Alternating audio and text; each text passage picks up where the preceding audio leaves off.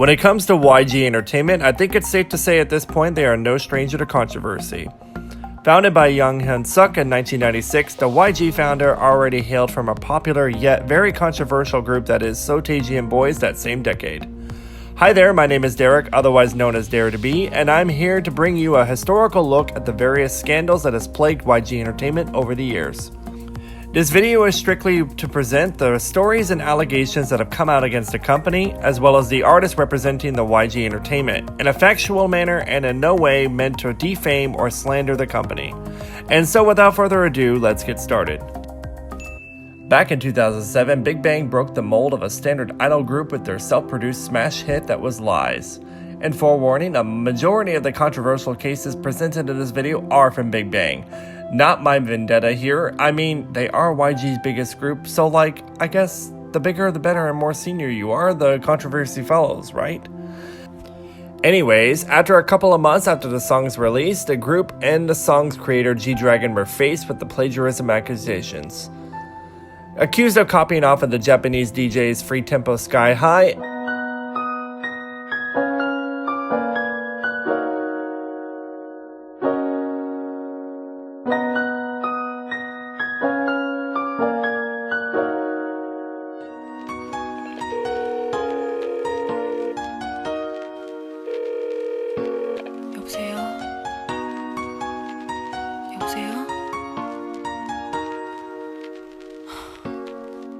GDragon and YG reached out to the original artist to get thoughts, and the issue was closed after they felt that there was no plagiarism committed.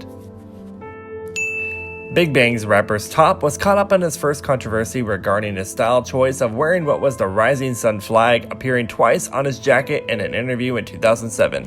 After receiving backlash for wearing something representing the Japanese Imperial Army that was deemed a Nazi swastika in Asia, YG issued an apology for the lack of awareness regarding the fashion choice and not being aware of the severity of wearing the controversial flag back from the war. Back in late 2009, GDragon was faced with plagiarism accusations again at the release of his iconic golden age K-pop song Heartbreaker, which draws a lot of structural similarities to Flo Rida's very popular song Right Round that came out earlier that same year.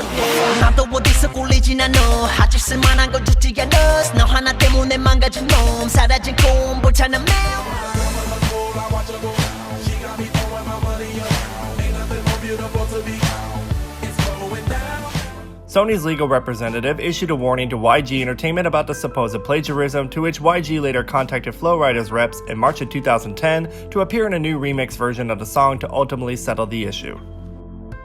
In December 2009, GDragon sold out his first solo concert in Seoul called Shine a Light. During the concert and his performance of the song Breathe, the dancer Amy was chained up vertically on a bed, while GD proceeded to quote-unquote dry hump the dancer during the performance. This particular act caused a significant backlash the next day, as it was a concert meant for all ages and those gestures were deemed inappropriate. Korea's Ministry of Health and Welfare called for an investigation against GDragon and YG Entertainment. Had GDragon lost the case for singing restricted songs and performing the said acts, he would have been fined and sentenced to up to a year in prison. YG and GDragon later issued an apology for the incident and was settled out of court after being cleared of all charges. The subsequent concert DVD, however, was forced to be released to 18 years or older. On May 31, 2011, BigBang singer Daesung was involved in a car accident after running over a motorcyclist who had crashed into a street lamp 3 minutes before. The motorcyclist passed away and had a blood alcohol level of 0.186%. After a thorough investigation and a jury trial, Daesung was acquitted of the victim's death, as they couldn't prove that the victim had already passed away 3 minutes before, or if his death was caused by Daesung's negligent driving. Daesung thus then took a break from the entertainment industry to reflect on his actions. Back in the summer of 2011, GDragon was surrounded in another scandal after testing positive for marijuana. When it came back negative through his urine sample, a hair test detected a weak positive for marijuana. GD explained that he had claimed to have smoked what appeared to be a cigarette in a club in Japan. It was his first recorded offense, and since it was a small amount of the drug, an indictment was filed, but he was never charged.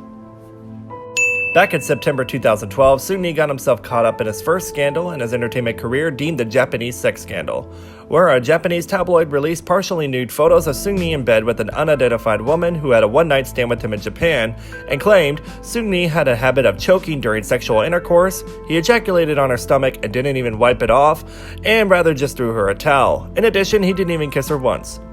Seungri went on to explain in his 2013 comeback that his fellow members scolded him for his actions and prevented him with BigBang activities so he could reflect for a period of time. Seungri went on to say he grew up from this scandal and had said, "It was a time in history that an idol became the center of a scandal like that. I think a lot of people started to think I was an adult because of that scandal." During Seven's military service in June 2013, the singer along with Sangchu and Monty Mouth, who was also serving, were seen out past curfew at 2:30 a.m. in everyday clothes going to 2 different massage parlors, one being famous for prostitution. Celebrities in the military has always been a hot topic in Korea, as they were seen to receive quote-unquote special treatment and receiving leniency with their actions. After the news broke and were found guilty, the two were sentenced to 10 days in military jail and extended serving terms for violating several regulations. The incident received tremendous backlash from the public, which resulted in the Ministry of Defense to abolish the Celebrity Soldier Unit shortly after. Seven was eventually released from the military on December 28, 2014, while his contract with YG expired and was not renewed in February 2015 shortly after. When CL premiered her song Mental Breakdown through a live performance video on YG's YouTube channel, some fans expressed outrage at the use of vocal singing verses from the Quran. The Korean Muslim Federation issued the following statement: "Muslims find this song to be a severe insult and are demanding from the agency to take actions to quickly removing it or editing the entire song and apologizing to Muslims. In the case that they don't comply to demand, we will take action with the Muslims around the world who find this to be a serious matter." YG has since taken down the video and re-uploaded it with a different version of the song, taking out the portion of the background music. In 2014, news outlets caught wind of a past incident of Park Bom's family sending her prescription drugs from her family and physician from the United States. It was revealed from YG's statement that Bom suffered from trauma and depression that was a result of witnessing the death in her young soccer days in the United States. When she sought therapy, her doctor prescribed her amphetamines over the years to cope with the condition. However, while the drug is legal in the US, it is illegal in South Korea. Therefore, when her package from her family containing the refill of the prescription, it was held up in customs and banned. She was never charged, but the press saw the incident as her attempting to smuggle drugs. After providing medical records to authorities and such, the case was cleared. This scandal then resulted in Park Bom to go into hiatus from the entertainment industry until her contract ended with YG back in November 2016, following the disbandment of 21 earlier that year. She made her first official comeback since the scandal in March 2019.